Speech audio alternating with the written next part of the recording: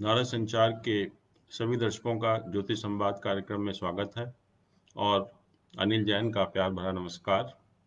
आज दिन इतवार सुबह 10 बजे मैं आपके सामने उपस्थित हूँ, आपकी ज्योतिष संबंधी शंकाओं का समाधान करने की कोशिश करने के लिए और आपके जो व्यक्तिगत प्रश्न हैं उनका भी उत्तर देने के लिए। मुझे बहुत अच्छा लग रहा है कि आप लोग इतने अच्छे अच्छे प्रश्न पूछ रहे हैं जो कि एक पर्टिकुलर आदमी के लिए जरूरी नहीं है बल्कि सभी के लिए उनका जानना बहुत जरूरी है।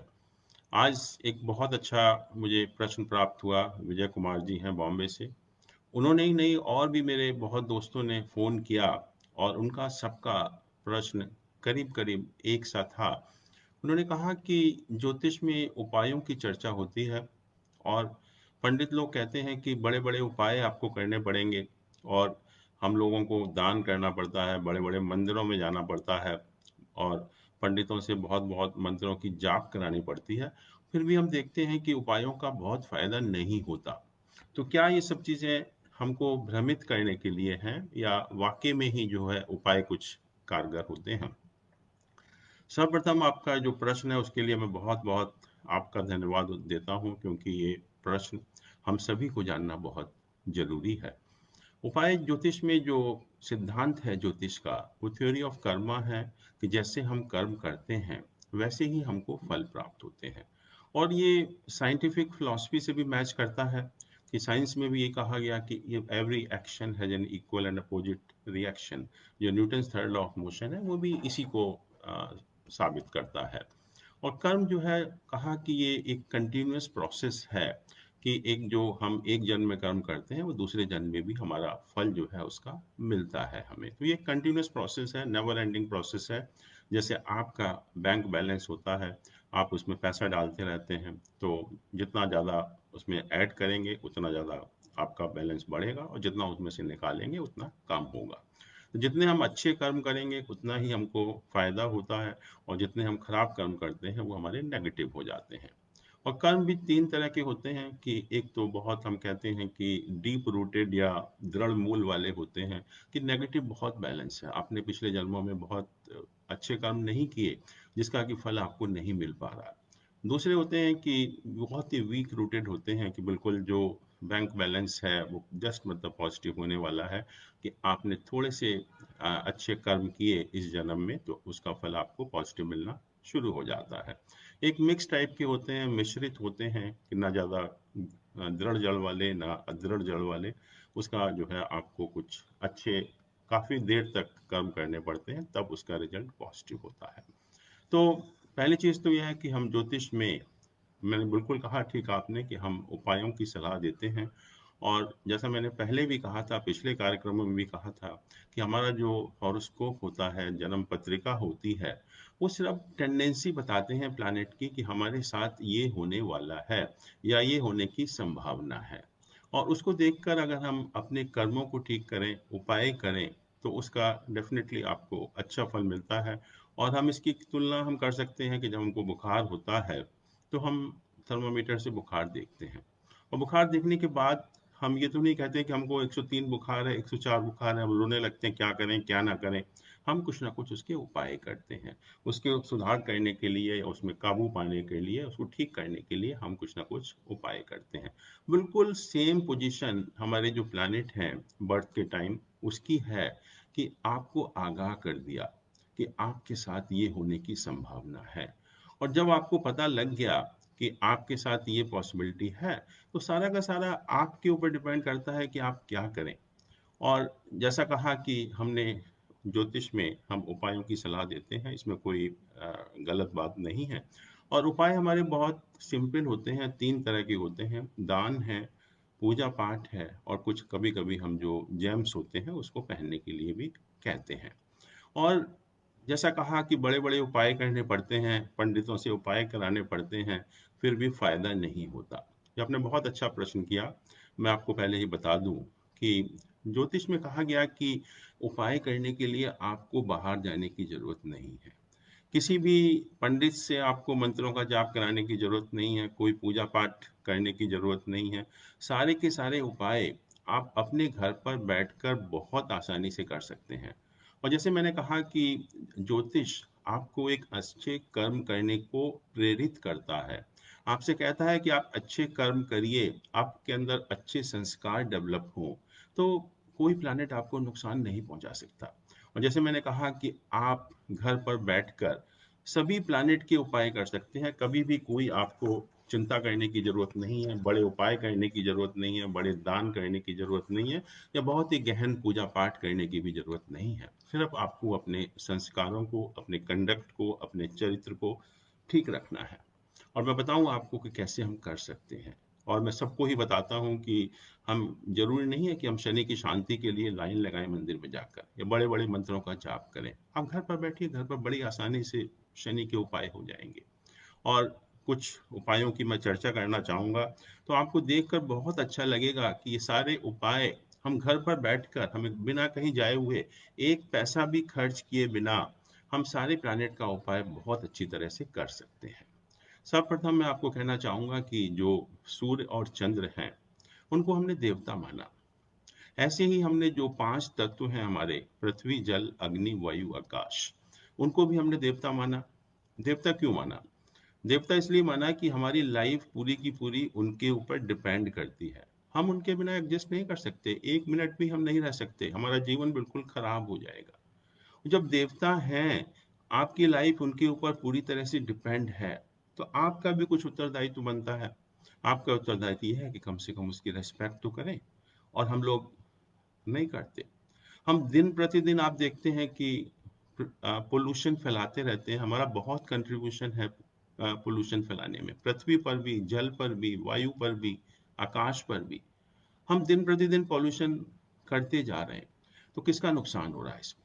आप समझते हैं कि शायद हम बहुत अच्छा काम कर रहे हैं, नहीं, ये आप अपना नुकसान कर रहे हैं।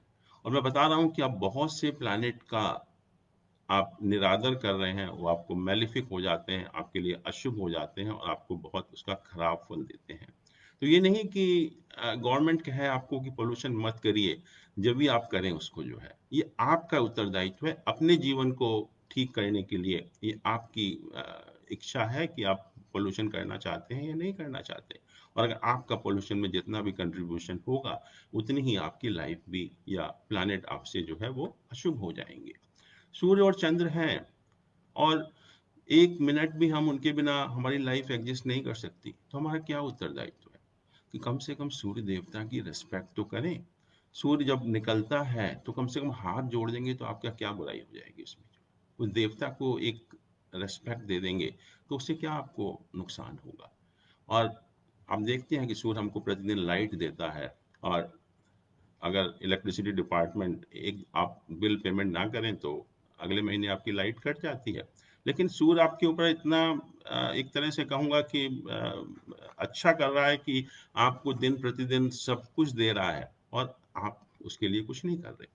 और जस्ट मैं कहता हूँ कि अगर सन और मून की आप रेस्पेक्ट करना शुरू कर दें, रेस्पेक्ट मतलब उनके साथ साथ उठें, सुबह जैसे सन निकलता है, हमारी लाइफ भी वैसे ही शुरू होनी चाहिए। जिस समय सन छिपता है, हमारी लाइफ खत्म होनी चाहिए। और सूर्य को एक आप हाथ जोड़ देंगे, या सूर्य को अर्घ दे देंगे, या सूर्य को नमस्कार कर देंगे, तो सन जो इतना इंपॉर्टेंट प्लैनेट है आपका, उसकी शांति अपने आप हो जाती है। और दूसरा ये कहा कि जो 2 मेन प्लैनेट हैं, हमारे मुख्य प्लैनेट हैं सूर्य और चंद्र। सूर्य हमारे फादर को रिप्रेजेंट करता है, हमारे पिता को रिप्रेजेंट करता है, और मून हमारी माता को रिप्रेजेंट करता है। तो ये कहा गया कि अगर आप अपने माता पिता की रस आदर करें उनका, तो सूर्य और चंद्र आपसे कभी अशुभ फल नहीं देंगे आपको। लेकिन हम करते क्या है कि माता पिता की तो रेस्पेक्ट क्या, निरादर करते हैं, उनके साथ मिसबिहेव करते हैं। और हम चाहते हैं कि बड़े-बड़े पंडितों से मंत्रों का जाप कराकर, बड़े-बड़े मंदिरों में जाकर, बड़ी-बड़ी कॉस्टली चीज़ों का दान करके हम सूर्य चंद्र को ठीक कर लेंगे। आप बहुत गलतफ़हमी में हैं, ये कभी पॉसिबल नहीं होगा। जब तक आप अपने मदर फादर की रिस्पेक्ट करना नहीं सीखेंगे, सूर्य चंद्र आप कितनी भी तपस्या कर लीजिए, कितने भी बड़े-बड़े उपाय कर लीजिए, कुछ नहीं होने वाला है। और जैसा हम सभी जानते हैं कि पहले जो है हमको ये संस्कार दिए जाते थे बच्चे को, कि बच्चे को कहा जाता था कि सुबह उठकर माँ बाप के पैर छूने हैं, और उनको ये संस्कार मिल जाते थे तो वो ज़िंदगी भर माता-पिता की आदर रिस्पेक्ट करता रहता था। लेकिन अब भूल गए। अब कौन-सा बच्चा माँ-बाप के पैर छूता है? कोई मतलब ही नहीं है और छोटा-सा बच्चा होता है 10-12 साल का भी, वो भी माँ-बाप को गाली देना शुरू कर देता है। तो ये पोज़ीशन हो गई है और हम चाहते हैं कि हम बड़े-बड़े उपाय करके उसको ठीक कर लें। दोस्तों, ये कभी पॉसिबल नहीं होगा। आप कितने भी बड़े उपाय कर लेंगे, लेकिन घर पर बैठकर अगर आपने अपने माता-पिता का निरादर किया, तो कभी भी सन एंड मून आपको माफ़ नहीं करेंगे। और कहा कि जो पॉज़िटिव थिंकिंग है, हम निराशावादी क्यों बनते हैं? आशावादी बनिए।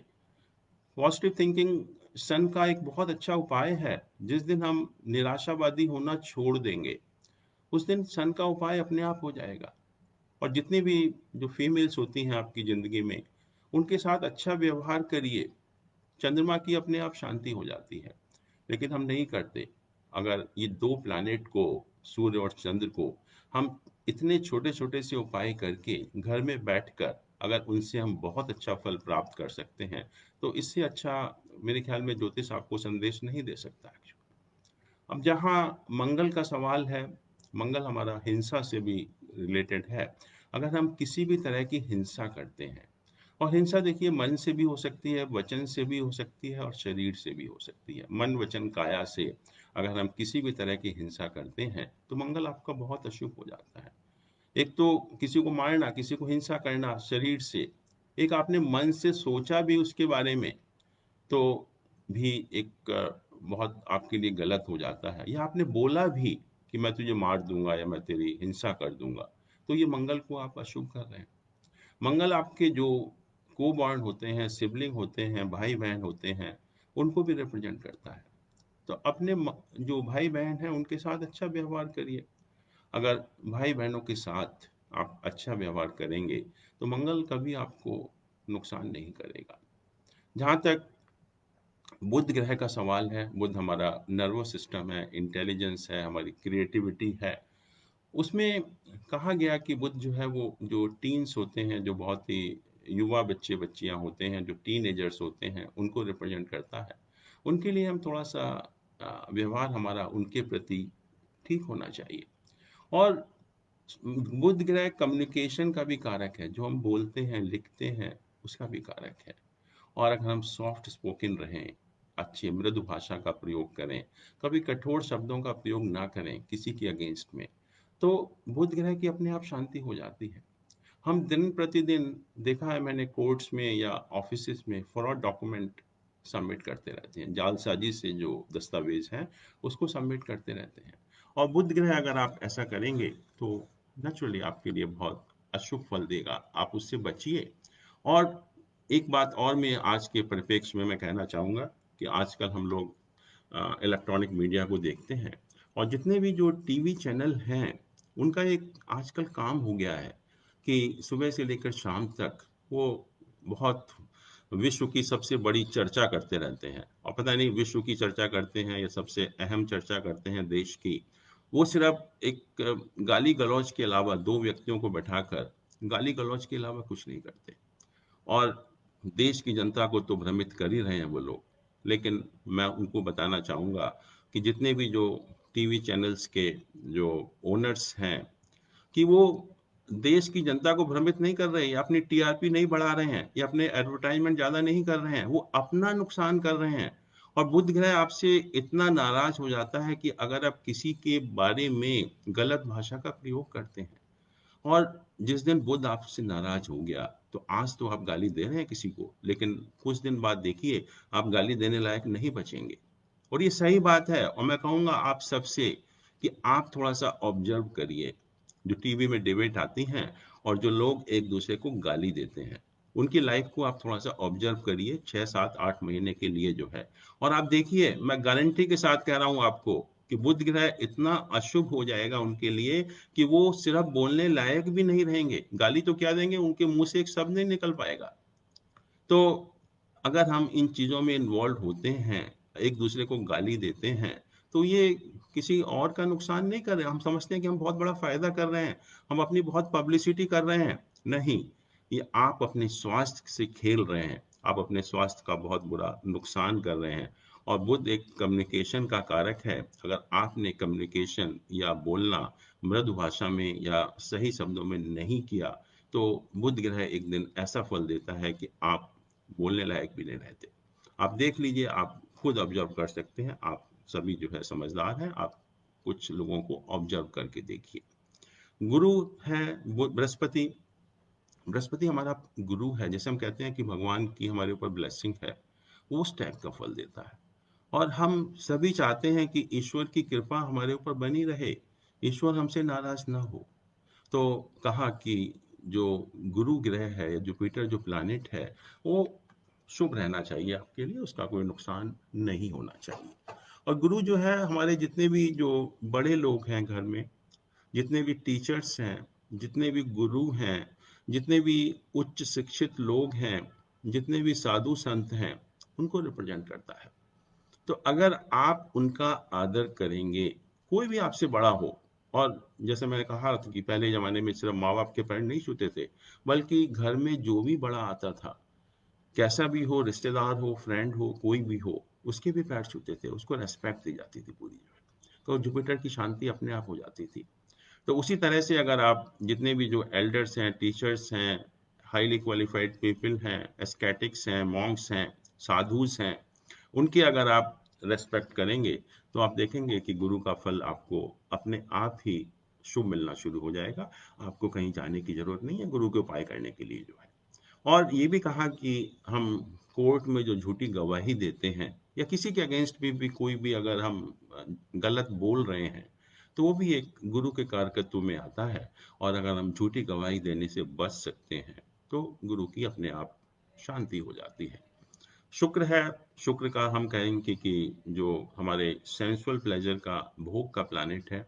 हम जो एक्स्ट्रा मैरिटल रिलेशंस होते हैं उससे बचें, जो अपोजिट सेक्स है उसको रेस्पेक्ट करें, और अपने जो फैमिली में आपका जीवन साथी है उसके प्रति अफेक्शनेट रहें, उसको रेस्पेक्ट करें, उसके ऊपर ट्रस्ट करें। तो शुक्र प्लैनेट की अपने आप शांति हो जाती है, आपको कहीं जाने की जरूरत नहीं है।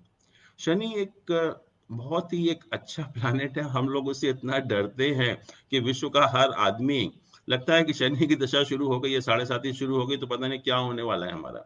हम शनि मंदिर में जाते हैं, लाइनें लगी रहती हैं, और बड़े बड़े लोग उपाय करते हैं शनि के लिए, बट नहीं जानते कि शनि किनको रिप्रेजेंट करता है। शनि लेबर क्लास को रिप्रेजेंट करता है। शनि आपके घर में जो हेल्प होते हैं, सर्वेंट होते हैं, जो आपको आपके काम में सहायता करते हैं, उन सबको रिप्रेजेंट करता है। तो उनके प्रति अपना बिहेवियर ठीक रखिए, उनका हक मत मारिए।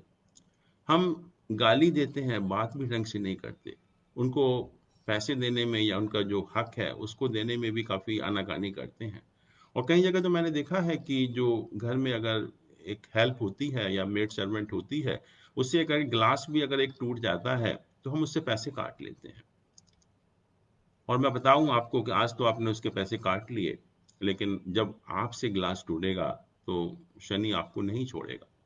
शनि एक इतना अच्छा प्लैनेट है जो आपको सिखाता है कि आप अपनी ईगो को कंट्रोल रखिए, आप अपनी लाइफ को डिसिप्लिन रखिए। शनि आपसे कभी कुछ नहीं कहेगा।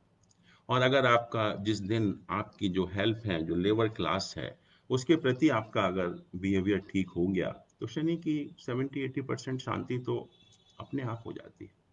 शनि कहता है कि आप अपनी लाइफ को डिसिप्लिन रखिए, अनुशासन में रखिए लाइफ को। शनि बहुत अच्छा एक स्पिरिचुअल प्लैनेट है, और मैं हम लोग डिस्कस भी करेंगे आगे कि शनि आपको रिमाइंडर भी भेजता रहता है। शनि स्ट्रेट अवे परेशान नहीं करता, इट रिमाइंड्स यू। और रिमाइंडर देने के बाद भी अगर आप नहीं सुधार होता आपके अंदर, तब आपको शनि परेशान करता है। अदरवाइज शनि आपसे कुछ नहीं कहेगा एक्चुअली में। तो सिर्फ अपनी ईगो को कंट्रोल करना है, लाइफ को डिसिप्लिन वे में रहना है, और जो भी आपके जो हेल्प हैं आपके घर में, उनके प्रति आपका जो बिहेवियर है, मैं नहीं कहूँगा कि उनकी रेस्पेक्ट करिए या उनको डांटिए, सब कुछ करिए, बट उनका हक मत छीनिए, उनको गाली मत दीजिए। और मैं बहुत अच्छा एक उदाहरण, और मुझे बहुत खुशी भी होती है ये बताने में कि मैं गुरुद्वारे जाता था पहले जो है, और जब गुरुद्वारे में जाता था तो जूते जहाँ रखने की जगह होती है, तो मैं देखता था कि जूते आपके वहाँ पर लेते हैं, और कौन लोग लेते हैं, एक बार आप ध्यान से देखिए कि वो लोग कौन है। और जूते लेने के बाद वो पहले उसको माथे पर लगाते हैं, और जब आप दर्शन करके आते हैं गुरुद्वारे के अंदर से, तो जूते आपको पॉलिश किए हुए मिलते हैं। और आप उन लोगों को ध्यान से देखिए कि वो लोग कौन हैं जो ये कर रहे हैं। वो लोग बहुत ही, जो सोसाइटी में उनका बहुत अच्छा जो स्टेटस है, ऐसे लोग हैं, बहुत रिच आदमी हैं। और जिसने जूता लेकर आपका अपने माथे पर लगाया और आपको पॉलिश करके वापस किया, आप देखिए उसकी ईगो कहाँ चली गई। कोई अहंकार नहीं है ऐसे लोगों के बीच में। और शनि इतना प्रसन्न हो जाता है ऐसे लोगों से कि बहुत अच्छे फल मिलना शुरू हो जाते हैं शनि के। और शनि आपको कभी नुकसान नहीं करता। तो सिर्फ शनि आपसे ये कहता है कि आप अपनी लाइफ को ठीक तरह से रखिए, अनुशासित रखिए, अपने अंदर जो अहंकार है उसको खत्म कर दीजिए। और जितने भी जो आपके घर में आपके हेल्प हैं, सर्वेंट हैं, या जो लोग मैनुअल लेवल में इन्वॉल्व हैं, उनके साथ अच्छा व्यवहार करिए। हम लोग और भी आगे भी मैं चर्चा करूंगा, क्योंकि टाइम थोड़ा सा कम हो रहा है, कुछ काफी लोगों के प्रश्न भी आ रहे हैं मेरे पास। तो मैं थोड़ा सा उनके प्रश्नों का उत्तर भी देना चाहूंगा। सबसे पहले एक प्रश्न आया है, रिया तनेजा जी का है। तो ये कहती हैं कि मैंने जो बीबीए किया है एमआईटी यूनिवर्सिटी से, और मैं एमबीए कर रही हूँ वहाँ से। और मुझे बहुत कन्फ्यूजन है कि मुझे किस सब्जेक्ट में स्पेशलाइजेशन करना चाहिए। एचआर में करना चाहिए, फाइनेंस में करना चाहिए, या मार्केटिंग में करना चाहिए। In what field I can get job, will I get the placement from the campus itself? What specialization is apt for me? Will I be able to clear my interview? इनकी जो date of birth है 27 मई 99 है। Time दिन में 3:56 है, और गाजियाबाद है। इनका हम लोगों ने हॉरोस्कोप देखा, और हॉरोस्कोप देखने के बाद इनका जो लग्न है वो तुला राशि है। और वहाँ पर मून और मार्स, चंद्र और मंगल बैठे हुए हैं, जो कि बहुत अच्छा एक योग बनाते हैं। इसको हम एक लक्ष्मी योग भी कहते हैं। और ऐसे लोग जो है मेंटली बहुत एक्टिव होते हैं। और एक एक्सचेंज होता है, परिवर्तन योग होता है बुध और शुक्र के बीच में, वो भी इनका योग है। तो प्रोफेशन पॉइंट ऑफ व्यू से मैं कहूँगा बहुत अच्छा योग है। और इन्होंने लिखा भी है कि मैं कंफ्यूज हूँ, और मेरा जो विचार है वो फाइनेंस लेने का है। लेकिन मैं इनको बताना चाहूँगा कि जो इनका हॉरोस्कोप है उसमें जो चंद्रमा है, that is the main planet actually. चंद्रमा या मून हम कहेंगे, उसका प्लेसमेंट भी बहुत अच्छा है। तो अगर आप ह्यूमन रिसोर्सेज या एचआर से संबंधित अगर आप स्पेशलाइजेशन करेंगे, तो मेरे हिसाब से एस्ट्रोलॉजिकली आपको बहुत फायदा होगा उसमें, जो है फाइनेंस और मार्केटिंग की अपेक्षा। अगर आप एचआर में अगर एमबीए करेंगे तो उससे आपको काफ़ी फायदा होगा। दूसरा यह है कि क्या मेरा प्लेसमेंट कैंपस से होगा या नहीं होगा। तो उसमें भी जो इनकी इस समय दशा ऑपरेट हो रही है वो गुरु की दशा है। और गुरु में शुक्र का पीरियड चल रहा है। और जो गोचर है प्लैनेट का वो भी बहुत अच्छा है। तो डेफिनेटली मुझे पूरी उम्मीद है कि इनका जो सिलेक्शन है वो कैंपस से हो जाएगा। और will I be able to clear interview? Definitely जब आपका सिलेक्शन होगा तो आपका इंटरव्यू भी जो है वो क्लियर हो जाएगा। एक क्वेश्चन है सुरेश चंद जी का, वो अपनी बेटी के बारे में पूछ रहे हैं। ये लिखते हैं कि बेटी के शरीर में कष्ट रहता है, बहुत मेहनत के बाद काम बनता है। शादी के 3 साल हो गए हैं लेकिन अभी बच्चा नहीं हुआ है। बच्चे का योग जन्म पत्री में कब का है? इनका जो डेट ऑफ बर्थ बताया है 1 अगस्त 92 है। और टाइम 1850 या शाम को 6:50 पर नई दिल्ली का बर्थ है इनका। तो इनके जो हॉरोस्कोप में देख रहा हूँ, इनके बहुत अच्छे योग हैं बच्ची के आपके हॉरोस्कोप में। शनि लग्न में है, अपनी राशि में है, तो एक ये पंच महापुरुष योग बनाता है। दूसरा जो सन और मून, सूर्य और चंद्र का आपस में परिवर्तन योग है, ये भी एक बहुत अच्छा योग बनाता है। दूसरा जो नवम भाव का स्वामी है, भाग्य स्थान का जो स्वामी है, वो 7वें भाव में है। त्रिकोण का स्वामी केंद्र में होना एक भी बहुत अच्छा राजयोग है।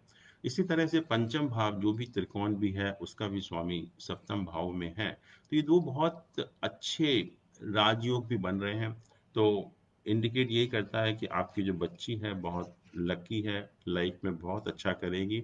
लेकिन अभी जो इस समय दशा बच्ची की ऑपरेट हो रही है वो राहु की दशा चल रही है। और राहु की दशा इनकी 25 अगस्त 2018 से शुरू हुई है।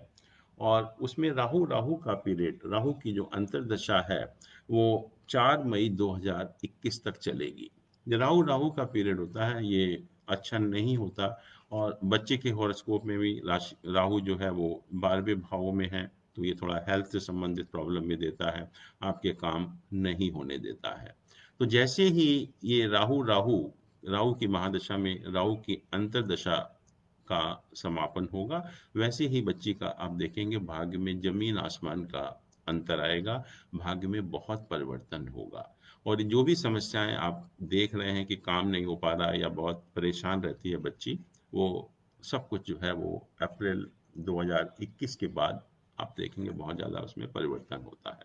जहाँ तक बच्चे के योग का सवाल है, संतान का सवाल है, संतान हम लोग लग्न चार्ट से और जो डिविजनल चार्ट है सप्तांश चार्ट, उसका हम इस्तेमाल करते हैं।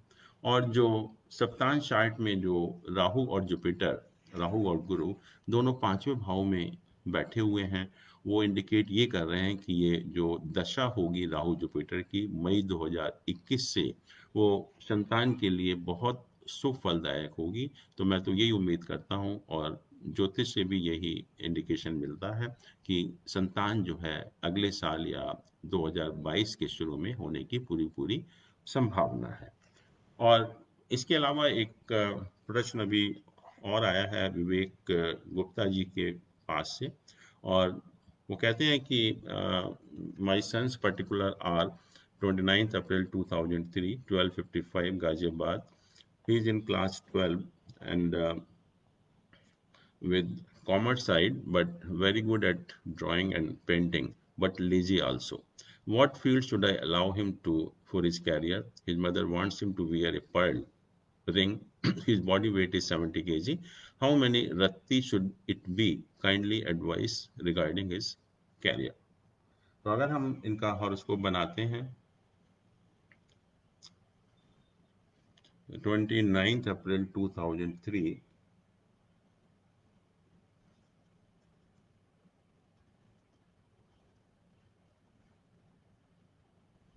12:55,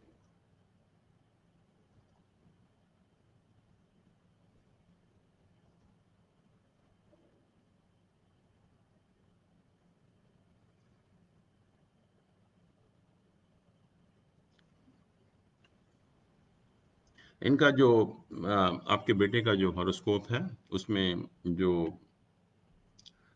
लग्न में गुरु उच्च का बैठा हुआ है। And this is suppose to be the best position of planet like Jupiter. और इससे जो है एक पंच महापुरुष योग बनता है जिसको हम हंस महापुरुष योग बोलते हैं। ऐसे ही मंगल भी सप्तम भाव में उच्च का प्लेस्ड है, वो भी एक महापुरुष योग बनाता है जिसको कि हम रोचक महापुरुष योग बोलते हैं। दूसरा, इनका जो सन है जो कि एक मेन प्लैनेट होता है जो आपकी आत्मा को भी रिप्रेजेंट करता है, आपके फादर को भी रिप्रेजेंट करता है, आपके स्टेटस को भी रिप्रेजेंट करता है, बहुत अच्छा स्टेटस है इसका। और उच्च का है सन, और वो भी 10th हाउस में बुध के साथ इसका प्लेसमेंट है। और ये बुध आदित्य योग बनता है जिसको कि बहुत अच्छा एक योग है which is concerning with the intelligence. ऐसे ही अगर हम शुक्र देखें, जो शुक्र हमें which is the planet of comfort and all luxuries in our life which gives us all material comforts, वो भी 9वें भाव में उच्च का होकर बैठा हुआ है चंद्रमा के साथ। तो प्लैनेट की जो प्लेसमेंट है इनके हॉरोस्कोप में वाकई में ही जो है बहुत ही एक रेयर टाइप का कॉम्बिनेशन है, बहुत आसानी से नहीं मिलता इस टाइप के प्लैनेट। इतना अच्छा प्लैनेट हॉरोस्कोप में होना बहुत एक बड़ी बात है।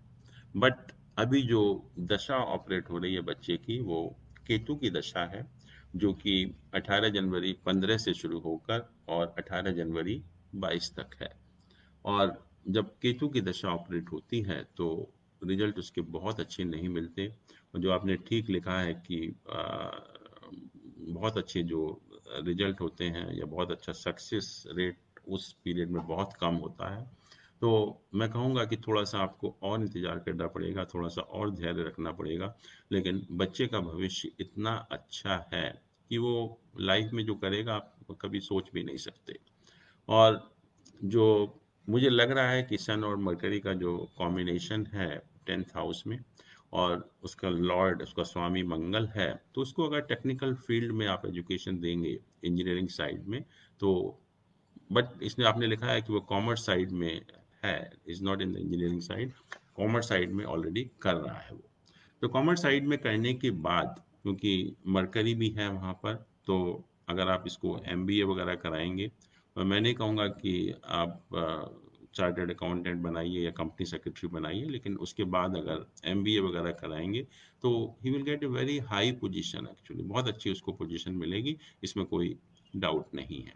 और जहाँ तक आपने कहा कि his mother wants to wear him a pearl ring, कि मोती जो पहनना, क्योंकि मोती लग्न का स्वामी है और 9वें भाव में प्लेसमेंट है उसका, गुरु आप उसको देख भी रहा है, तो पर्ल की अंगूठी या मोती की अंगूठी बच्चे को बहुत फायदा करेगी।